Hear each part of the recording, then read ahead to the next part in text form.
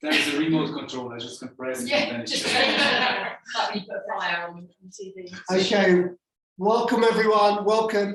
This is Chetan from micebook. We are at our talks on top of the world, which is very exciting. This has been recorded and we've posted in our forum. If you can, I'm going to try and keep an eye on chat if you've got any questions. But first of all, I want to introduce Pascal. Pascal, tell us where we are. hello, welcome on the highest whiskey distillery on earth. So, how long have you been here? You mean this week, or I started yesterday producing and will stay until tomorrow, so 3 days, 2 nights. No, but when did you set up the distillery? Ah, you mean the setup? Sorry, I'm in the producing process at the moment. So. No, we started 2010 producing whiskey, but this distillery we opened 10th of October 2020. And how's it going? Great, of course. Beginning, of course, some challenges to build, construct the distillery on altitude of 3,303 meters. Some challenge, we solved them.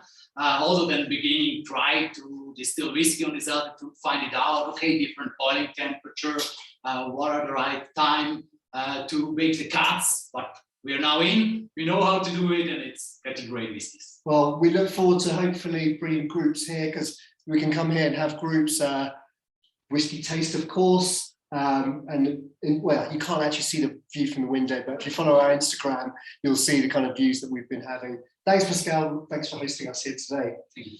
Enjoy it. Thanks. So, hi, guys. I've got Karen here from Engadin Convention Bureau. So, we've been talking about this trip for how long? And we're finally here. Yeah, it felt 10 years ago, but it was some months. We have to plan. We have to change dates a few times because it was a bit difficult to travel. But now I'm really happy that you are all here.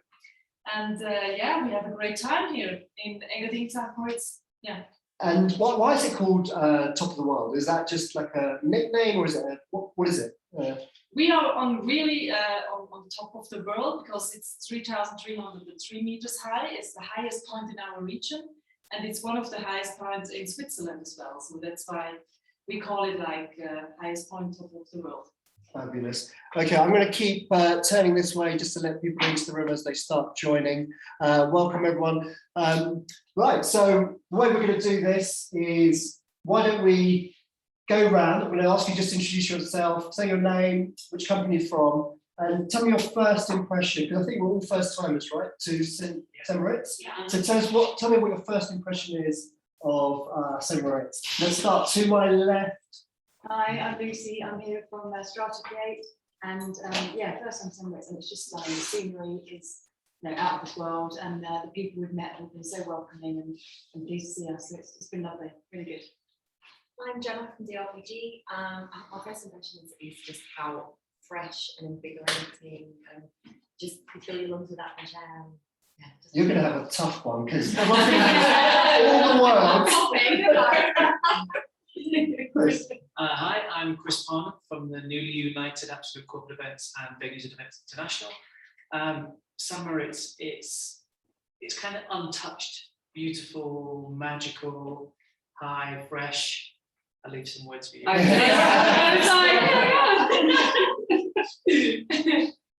I'm Holly from Corporate Peaks. The clue's in the name, the peaks. We love the mountains. And first time here, first impression is how open it is and vast compared to most ski resorts, which is really, really, I'm excited to come and explore even more. Lovely. Hi, I'm Marmeen. I'm a director at Desert Island Events. Almost forgot where I work for a second. And first impressions here, it's peaceful, it's idyllic, and it's been filled with food. As we it's not filled with food. Hi, I'm Christy from Black Book.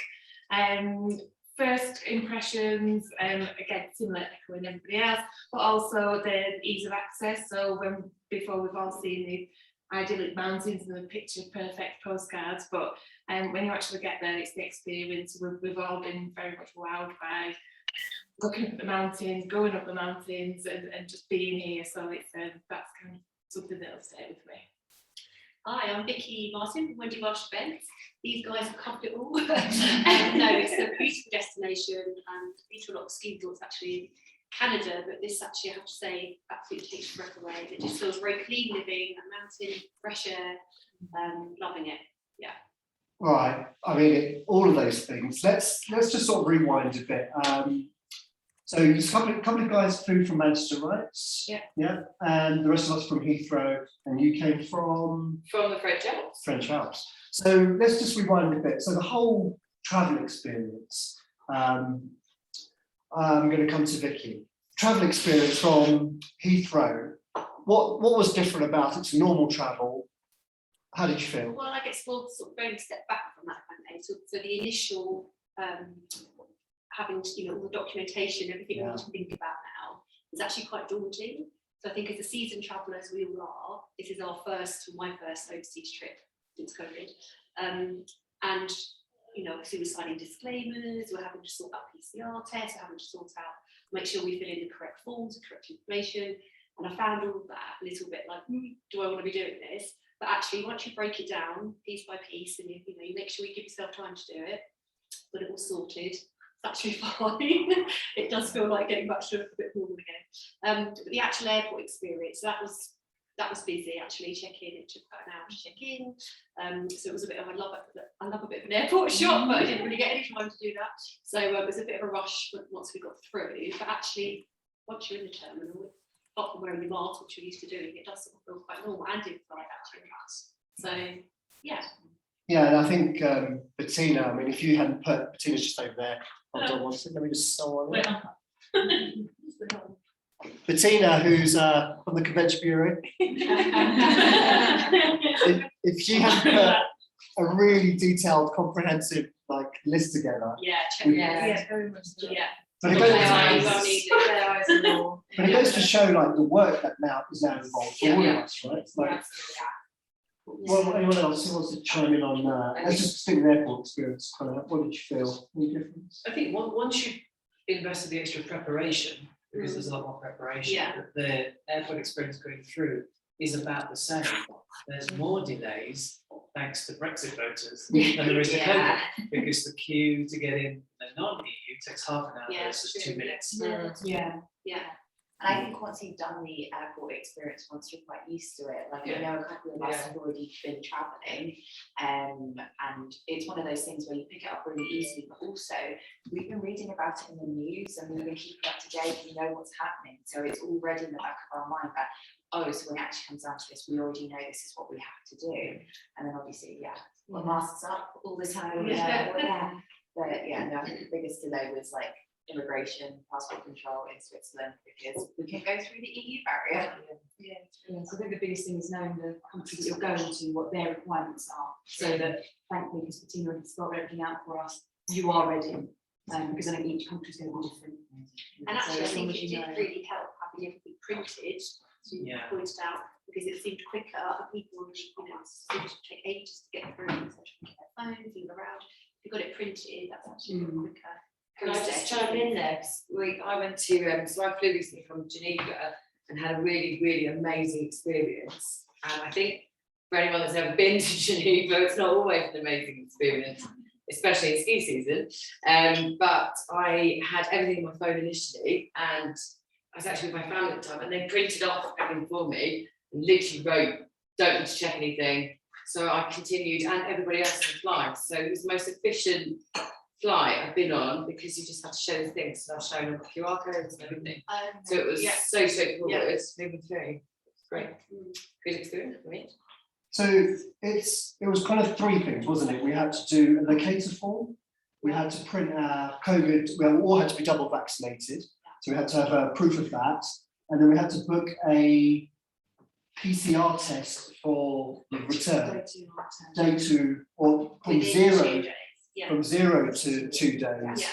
And luckily I met Vicky in the queue. So what did you do? And that was what I did. Tell us. Yeah, so I'd pre-booked my test to have it actually on arrival day at Terminal 2. Got express test set up there. So I'd booked that prior to travelling. You hadn't, you were going to do it here today.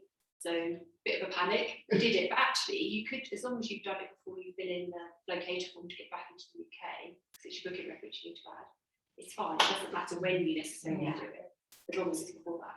I think think it also depends what's most convenient for you, because you can also get them delivered to your home. Yeah. So I know a few of us doing the home test when we arrive and you just drop it off, or there is the airport one.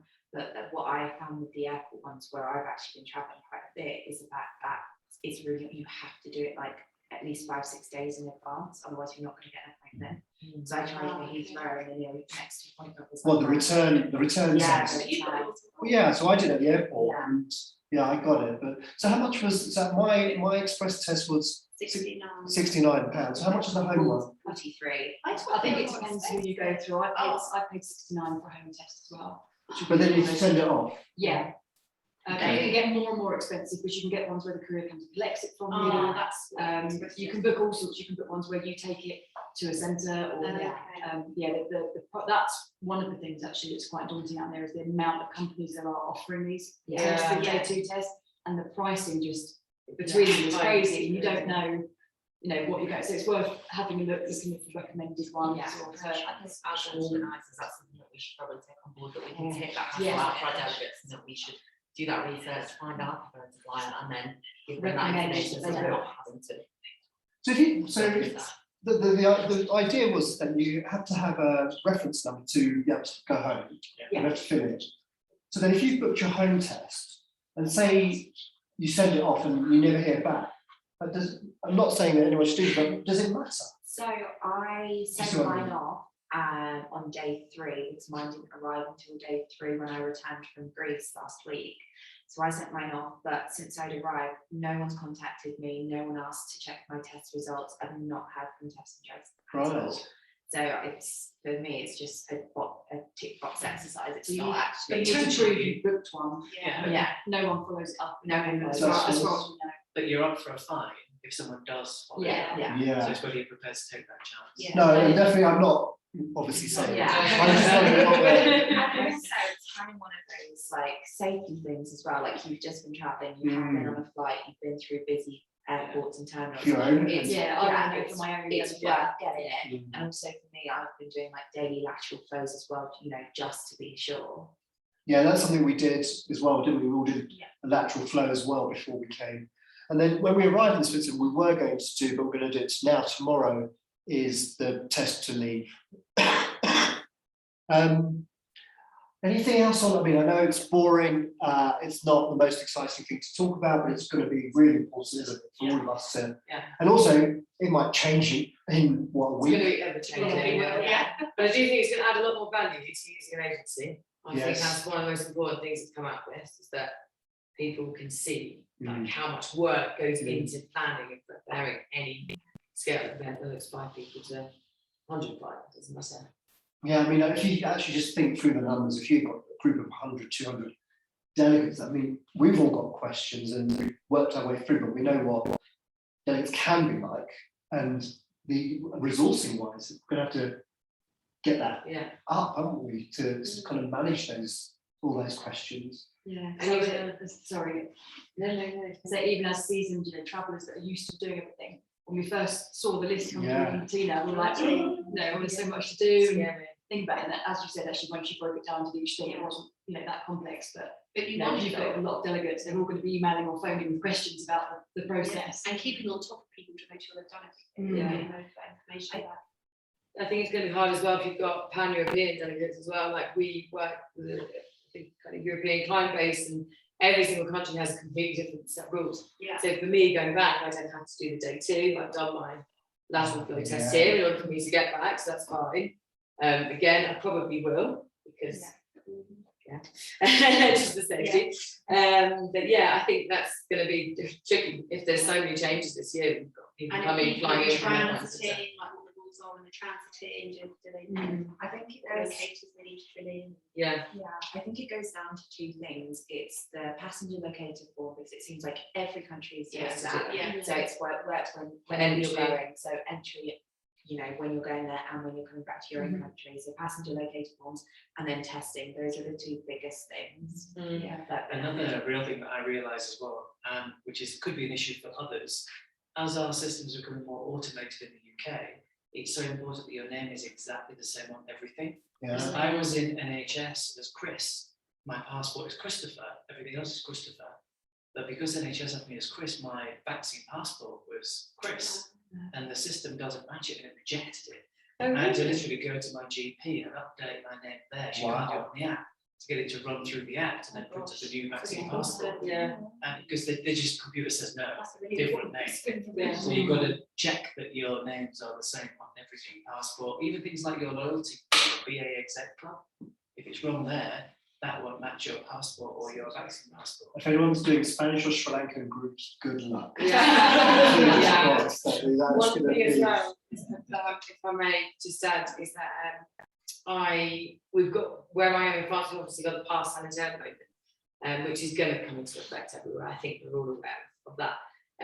But what we've actually seen is that I've had guests over from the UK and their pass isn't working. So their NHS pass isn't working with the pass sanitaire in France. So it's having backup on paper. It's just being organised to be able to prove that. You have to be really organised. Yeah, organisation is key, which is what we're here for, right? Yes. Well, what about that batch of vaccines that wasn't, did Yeah, they get resolved? that affected me actually. Oh, did it? Dodgy batch, yeah. Oh dear. So, really? yeah, so I've had to check. So actually, that's a good question because I checked with Bettina coming out and actually we said it was all fine. But on the government track website for Switzerland, it was quite clear in stating that all vaccines that have been approved in the UK, one to travel on, but others, one travelling to Denmark in a couple of weeks, and it doesn't say that, it just says all European approved vaccines, takes you to the link, but it's not clear about whether, so it's taken quite a long time to reorganise to look into that for me, and we still can't get a straight answer, so yeah. It's hard, it's still teething stages really, isn't Yeah, it? Like, yeah. grand scheme of things, so tricky. Kirsty, you've got a group next week. Yeah, we're flying out on Saturday, a little bit ahead of the group, a Dubai group. So that's been part of it, the PCR, getting all together as a group, using a third party, working with them. So yeah, it adds that extra stress and things need to be done by a certain date. So all your deadlines and everything else, you need to just factor all that in. So it's definitely extra stress that goes on something, but yeah, there's ways around it. And, yeah, we've managed to navigate our way through it, but it's a learning process, so we've been learning as we've been going through, and thankfully being guided on how we to manage the group. So the third party is for testing or? Yeah. So we've managed that out in Dubai, and then we're making sure that all the records of people who have got the tests before that they go, make sure all that information's up to date. And yeah, it's just another communication element back again to you delegates and something else into the room beforehand, but we're getting there. And is it you just have to have enough resource and time to work through? You basically have to look at everyone individually and. Yeah, everybody's circumstances, and yeah, factoring that resource and time, because it has been very time consuming. But yeah. Any tricks anyone's seen? Any automation? Any other third party support? Anyone? I guess we're so early in these stages, aren't we? But I'm afraid it's just been trial and error, single stage. God, but the error could be Yeah. quite costly. I mean, that's the Yeah, scary thing. Yeah. We actually chose, Preston as a company, chose not to do anything until 2022 for that reason. So we just didn't know how quickly things could change, and we were very lucky that we were able to take a pause and say, okay, let's get back to live events 2022. So for us right now, we're just waiting until we get closer to that time so we can have better updates and know what we're doing. Yeah. And try it out ourselves as Yeah, well. that's the bit, Yeah, we're able to do this now. I think that's really important. Try and do it as much. Yeah, exactly. I think it definitely helps having travelled yourself before you try and take a delegate route through it. Yeah. Even just filling in the form, the locator form. Yeah. You know. I know my passport number off by heart now. Put it in for your test, put it in for your passenger. Yeah, be prepared to know your passport number and your passport expiry off by heart. Okay. So anything else to talk about testing, that side of it? Anyone else got anything to comment? We're here, we did it, it's easy. It is easy, just organisation is key. You do have to wonder though, if for an incentive group, particularly like if it's going to be too much, you're asking too much of people, is it going to put them off? When you're sending all this information to do, is that going to put them off? I've got the answer. Okay. Yes. That's good. No, it's not too It's much. not. Because like you said, once you've done it, Yeah. and also we've just, because now I think the next time you do it, it'd be such a second nature. Like, Yes. Yeah. but it's worth it. I mean, Yeah. that's the point. Isn't it? Yeah, I think we're just so desperate to get back into traveling as well. Some and- people would have travelled. I know, Yes, some people Yeah. would have done Yeah. holidays in the summer. Yeah. And the agency can take the burden. It doesn't have to be that complex, but Yeah. the travelling delegate. Yeah. That's the reason why then to use an agency in the first place, right? So we're just doing our job. And you think a lot of people are used to like testing, whether it's rapid tests or Yeah. PCR tests, Yeah. like Yeah. they're just used to testing. Yeah, because you've got them in the UK, haven't you? So you've got the Yeah. free testing, Yeah. yeah, which is huge help. Yeah. Mm. And this is, I mean, the Convention Bureau is obviously such a great source of help, but it's kind of, you can't really help, apart from obviously providing, fantastic up-to-date information, which, thank you, Bettina, made it seamless, apart from I still didn't read anything as usual. But there's nothing more you guys could do, is there? Like, or do you feel that there could be more support as a destination? In this region, I don't think so, because it changes so fast. Mm. And I was, of course, in contact with Bettina because she's sitting in London. And this is the point we have to work with our colleagues from SCIP. Mm. That's why we have to be updated. We can't help in these cases, but we can help with many local things and with information from Switzerland, of course. But it's especially, as you said, it's really difficult at the moment because it changes every week. So we have to be updated. Well, you're on the green list as of At the moment, yeah. last week. Was it last week? Yeah, Which is great. yeah, yeah, but that could change as well very fast. Yes. Yes. But it's also understanding that entry requirements. So while Switzerland is on a green list, so you can travel here, you can go home, even if you're not double vaccinated and not quarantined, you actually have to be double vaccinated to enter Switzerland though. So it doesn't matter. Yeah. So it doesn't work both ways. Okay, so let's, who can remember yesterday? So we arrived, we took a short train and then an hour train, hour first, and then then we took a really cool mountain special train, and you'll see the pictures on Insta and follow up. And it's like, well, someone else describe it. And what was that first experience like? What do you think? Who's it right for? How would you use it? Why do it? Let's go for it. Gemma. I think it's a real wow moment, right? Because everybody's been on trains, but to go onto the traditional train, but then you also showed us the options for the kind of the open top ones and the glass ones, and that you've got meeting options. So actually, you've got a long journey, so we need to make sure that we're thinking about the experience for that delegate, and it's not just travel; it should be an experience. So to start with experience right at the start was fantastic, and to see the range of options that you've got for that is brilliant. So if you want to make it more serious and it's more of a meeting and you've got a meeting carriage, or it's more of a glass top and you're just watching the amazing breathtaking views, you've got all those options. And I just think to be able to build a personalized solution for your client that's brilliant. I think when you come to the mountains, for anyone, whether you've been or not, there's always that exciting part of coming up the mountain. And I mean, I'm very fortunate to live there, but that experience myself was very different because I just imagined it in winter, coming in up with the tunnels and winding up. It was just like Harry Potter a little bit. It was lovely, really, really, really special. And I just think that kind of adds to the whole experience. It gets even more excited and really comfortable. You can sit and they have meetings, discussions. I thought it was great. You made use of the time straight away, can't you? It's just mingling against each other, with some drinking. Didn't feel long at all. No, Because you're constantly like that at the window. and the carriage that we had, you straight friendly to Alpine feel. Straight away felt like you were in the destination before you even got there. So it was lovely. Yeah, I would say this is exactly what we recommend, because during that time you can start with the network as we did yesterday. So you can start talking about not about business, but especially to learn more about each other. Yeah, there was strangers that all got on at Heathrow or Manchester, and then by the time we got to our hotel, we reached it already.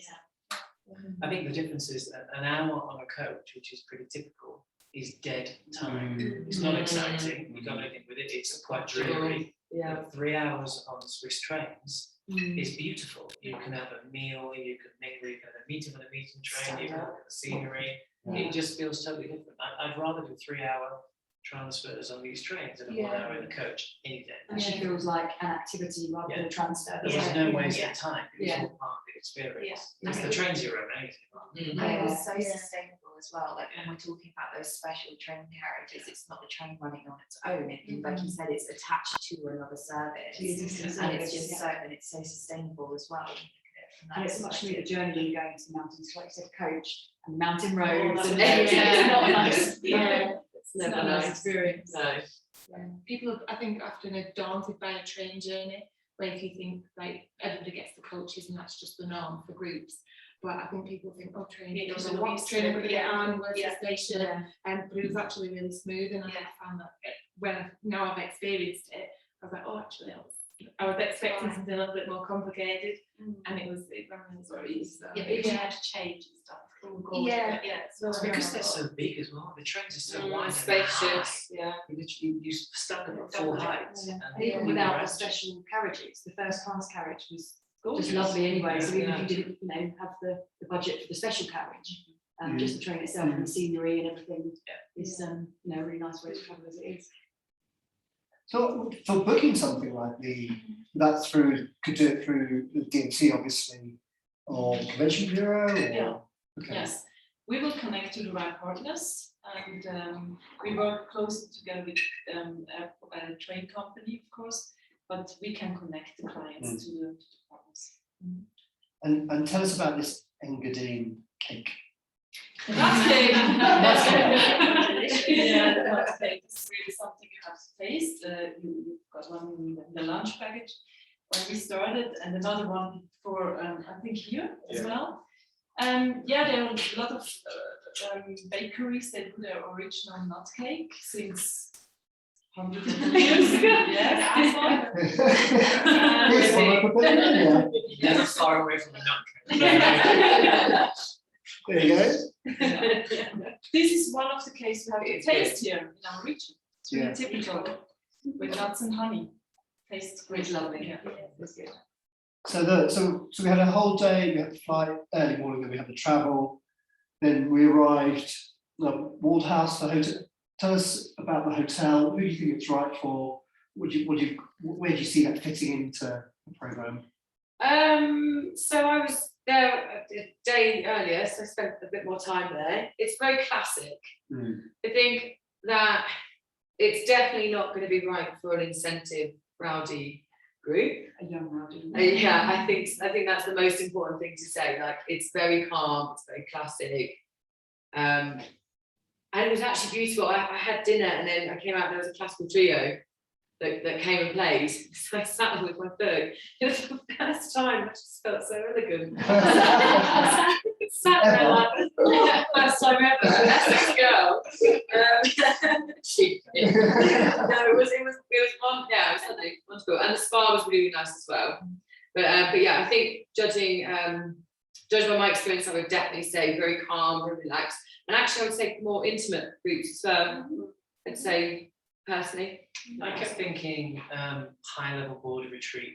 Yeah. So of a very traditional company, maybe a classic international bank, but an old, well-established company who wants to get their board somewhere uplifting, inspiring, but very, very high quality. And who would appreciate the history of the hotel itself. Yeah. It's a shift generation, family run. Yeah, that's It's very 111 years. Because you could see that magic when he was talking about the history of the hotel. Yeah, and the That was family lovely. are so passionate that own it and still run it, and it's going to Yeah. carry on for a few more generations yet, I'm sure. But yeah, so a client that would appreciate that and enjoy the talk from them and all of that stuff, and the food is fantastic as well. In the restaurant, it's really good. Yeah, so tell us about the restaurant. Restaurant liaison Last night, So we yes. had the remind me. Fondue. Yeah, Geez, lots so of that was a new restaurant for them, wasn't it? And built sustainably. I found it. It was beautiful actually. It was lovely, and that worked really well for groups. You could take that over if you've got a big enough group, or we just said we private it. reception. And it was cheese fondue, which was amazing, and they catered really well for the vegans. And yeah, it was just a really relaxed, informal evening, great food, great wine, schnapps. Yeah, it was beautiful. Yeah, I loved it. Actually, I've heard vegan vegetarianism a lot this trip, more than I was expecting to. Is that just how the nation's going? Why is that? Yeah, I would say in the meantime it's quite normal with groups. Yeah. But our kitchen, our chefs are flexible enough. They are used to it, I would say. Yeah. But even like speciality, like today, this morning, there was a speciality vegan vegetarian restaurant, which was quite interesting. Yeah, in Pontresina, we've been at the Saratz Hotel. They came up with a new concept. You have seen, this is a vegetarian restaurant and co. And co is for the meat and fish lovers, because yeah, as Sybil said, it's not so easy to change, but they are on the way, and it's a really big success. Yeah. I mean, they opened in December, and it's a big success, and it's also a trend, and we have to give the clients this kind of opportunities. I mean, it's important for the international as well. Yeah, it's fantastic. It's very rare that you see it as much in a mountain region. I was so pleasantly surprised at how much variation there was in the menus. Yeah, that's true. Really good. Yeah.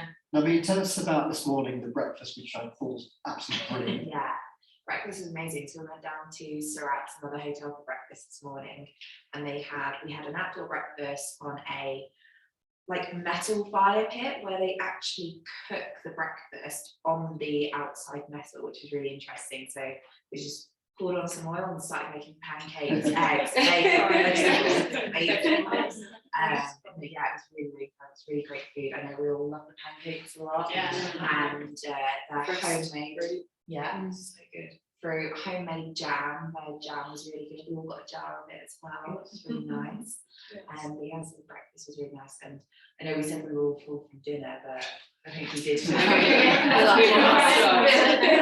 lot of breakfast as well. Breakfast justice. Yeah. So this was quite a cool hotel. Who does it? The Saratz? Correct. Who's that for? Who'd? I think with all their outdoor space, it really suits like a retreat kind of event where you could do a meeting, but where they wanted to be well-being included in and have some outdoor space and stuff. Or the facilities and where it is in the area as well, quite a younger group, the more activity-based, where they had a lot of land outside for their own activity, heated outdoor pool and tennis courts and everything. But you could all do the alpine activities from there as well. The group with a strong team bonding Yeah. agenda. So they want to be very outdoors and very sporty, very competitive.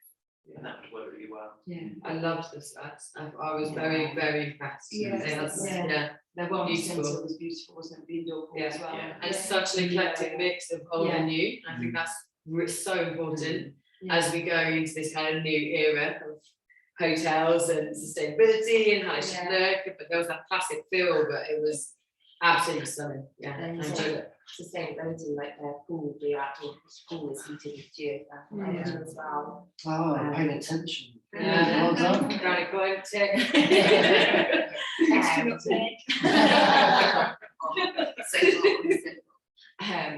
Which I think it made a really good point. But I found really nice was obviously they've got the convention centre, but they've got all the other hotels, so you can really bring a bigger group out there, and they've got the whole ground. I think I love what they were saying this morning about for the large groups. It feels like a resort, and as if you can effectively take over the whole town. And to have the convention centre 2 minutes away from the bedrooms, and so you've got a really modern, beautiful convention centre with fantastic technical facilities as well, and then you can balance that with the beautiful outdoors, and it just brings a really nice balance of business and pleasure. So we'll get that full round experience. Quite often these large convention centres are outside of any real living town, whereas this is right. It's beautiful. It's not too huge as well. It's not the tens of thousands. Yeah. It's just the right amount.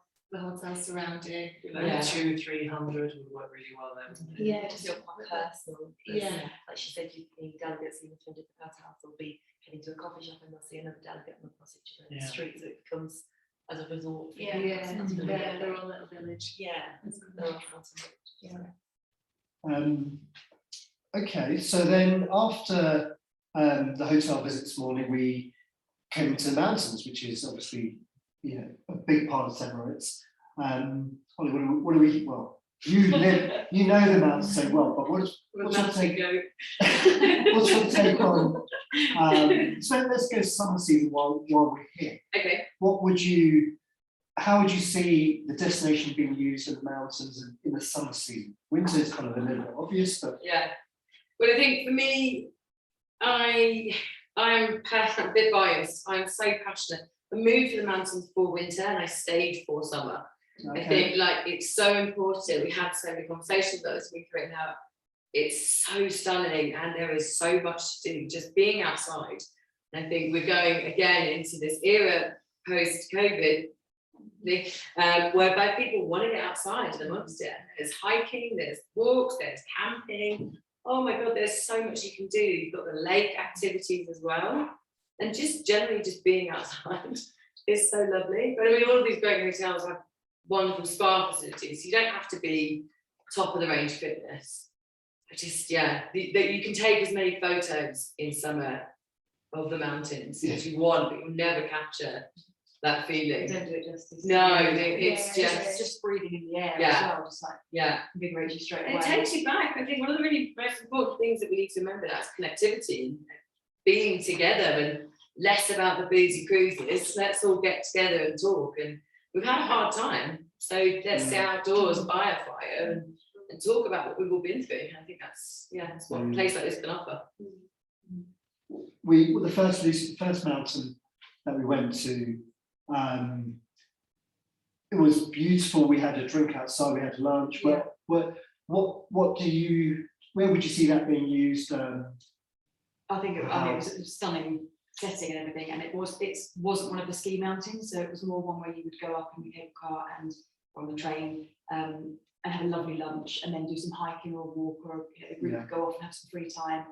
You could privatise some of the areas, and they had a lovely little hut with it could take about 24 people for a nice dinner, and it was really like a little cozy hut in the mountains. So if you had a dinner up there in the evening, it was stunning. Fabulous. Yeah, really magical, like fur on the back of the seats, and that little wood sort of And they had a small hotel, right?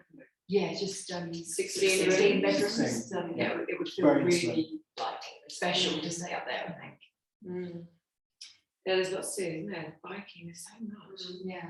So much. So what was that mountain called? The first one? Moritz Morai. What As she you said? that. I thought we were going to ask you this. And I can't translate. don't, so it's fine. And then we came to this mountain, which is called Korvatch. This mountain is a bit higher, much higher. The other one was about 2,500. Now we are on 3,303 meters high. This is really the top of the region, which you can reach with the cable car in our region. And this is a typical ski mountain in the winter time, and in summertime it's a very sportive mountain for hiking, biking, everything you already said about the sports, outdoor sports. Yeah. And so the distillery is obviously here, which is a fantastic place to kind of do something a little bit different. There's restaurants up here, obviously the winter experiences. Quickly, just touching on, because we obviously can't talk about it, we're going to stay where tonight? What's the hotel called? Cool Hotel in the middle of St. Moritz, downtown. Yeah. Looks very cool. And Chris, you found Yeah, it was on Amazing Hotels of World BBC. Oh. Yeah, 2001. so we'll report a little bit back about that on Instagram, but there is a great program which probably will showcase it very well. Okay, I'm going to sort of finish. We've only got about 5-10 minutes left. Karen, the destination. There's lots of places that people go. Let's just say in Switzerland, but why St. Moritz? What's the USP? Yeah, the most important USPs we can offer at this time is really space, fresh air, and lots of great nature, I would say, these 3 points. And this is what people need at the moment. I see it for incentive groups perhaps, because after a long time of home office work, they have to bring together, they have to connect people, teams, clients, whatever, they have to connect each other. And that's, yeah, what we can do here, as you did in the morning with breakfast on a fire, during the lunchtime, having nice talks together, making pictures. So that's what we can offer, I would say. This is the perfect match. I think as a first place to go after not having travelled, it's felt so safe because so much of it's been outdoors. Yes. And you don't, we've the closest we've been to each other. We've either been spread out dinners or we've been, outdoors. So it's felt very. But we've also very laughed safe. and joked and Yeah. talked, and it's been Face to fun. face has been great. Yeah. Absolutely. And there's quite a few events that take place in St. Moritz which are very famous, like White Turf and what are the other ones like? Yeah, in winter, we do have a lot of events in January. It starts in January with also the polo on the frozen lake, the white turf, the horse race. Then we have a gourmet festival. We have some ski races, a lot of international events. And during the summer, other sports events like mountain biking competitions. So yeah, everything you can do. Those really famous events. Is it really hard to get groups in and don't try, or unless it's a really small VIP with great budgets? Yeah. Or could you, or is there? Like, where does it sit? In winter during these period of events, it's hard to come in, but there are possibilities for smaller groups. Yes. But we have now a request for about 300 people beginning of February where all this event takes place. No chance. Yeah. Really. So what's an ideal group size generally like, or for a winter incentive? So? Yeah, I would say it depends on the time really, but about 150, 200 people. Oh, it's quite big. It's quite a good number, but not at the high season. Yes. So we have just to arrange the timing. But summer is a little bit more. Summer is a lot easier. more- September is perfect. Okay. Also, second half of October, beginning of November could be an option. So there are possibilities. Yeah, September is a good time. Brilliant. Okay, well let's a wrap on just specifically St. Moritz, and all of the properties, the contact details for Karen, for Bettina, are all on micebook.com. This recording will be on the guide, it'll be on our forum. So if you go to St. Moritz or the Engadin guide, you'll see the video as well. Let's move on to a couple of other broader subjects, just about the state of the industry. And let's tell me, because where do you see the bounce back of travel with groups? Where do you see it? When do you see it coming back? How many is group size going to be different? I mean, I know this is conversations we've all been having for months, but what's the state of play at the moment? What are you seeing? In terms of inquiries, it's nice to see things coming in finally. But then Q3, Q4, the smaller things, we've been doing lots of UK things, and earlier the last few months there's been inquiries, but not that confidence there. And I'd say this last month, that's when the confidence has come in. I don't know if it's the summer, people travelling for personal reasons. Before that, everyone's been working from home and not experienced it for themselves. So I think from the personal note, you have to have been in a restaurant, being in the bar, taking a staycation with your family, and just once you've experienced that, the confidence is building. So we found now the contracts are being signed for September, October. Small things like the maximum, of the 100, 150, and doing smaller dinners, and then overseas. And yes, we're lucky enough to have our first event in September, which we're really happy is finally happening. But more so, I would say 2022, and especially for those bigger groups travelling overseas, just because of the uncertainty and like you said before, we're not sure what we're doing ourselves yet. We're all with teething problems and things are changing all the time. So for those bigger groups that can't adapt so quickly, next year I think is when it'll kick off a little bit more, because there's still that urgent need to travel. People still want to, that demand. But Vicky, are you seeing any trends as to where? Well, for us, it's all been rebookings. So we're just rebooking. So the client's desperate to get their guys away. And we've started planning the 3 events this year.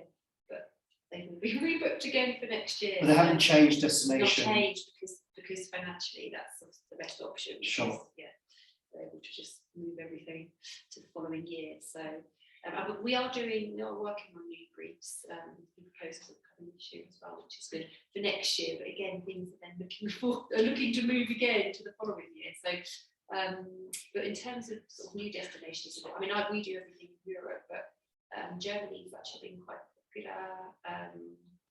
Where else we look? Actually, Geneva looked at. Where else? Spain's always popular.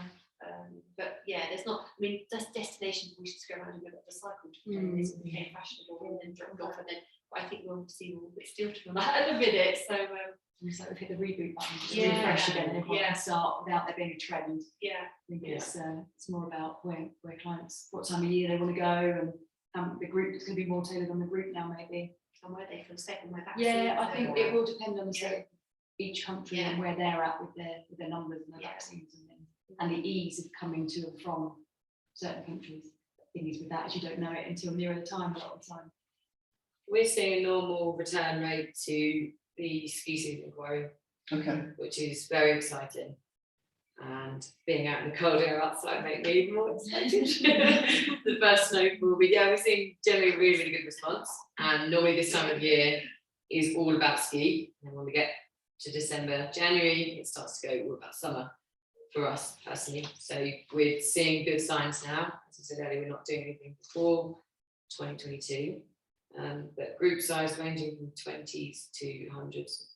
So Actually, I guess you're in quite a great space in terms of, one, it's all outdoorsy and people kind of want that. But two, you've got groups that want to do like skiing, so they're going to be adventurous, they're going to be fit. yeah. So those kind of group profiles are perfect, aren't they? Come back. It's good Yeah. space to be in. Definitely. So we do global, but winter we are ski dominant. So it's just lovely to see. We're facing a few problems.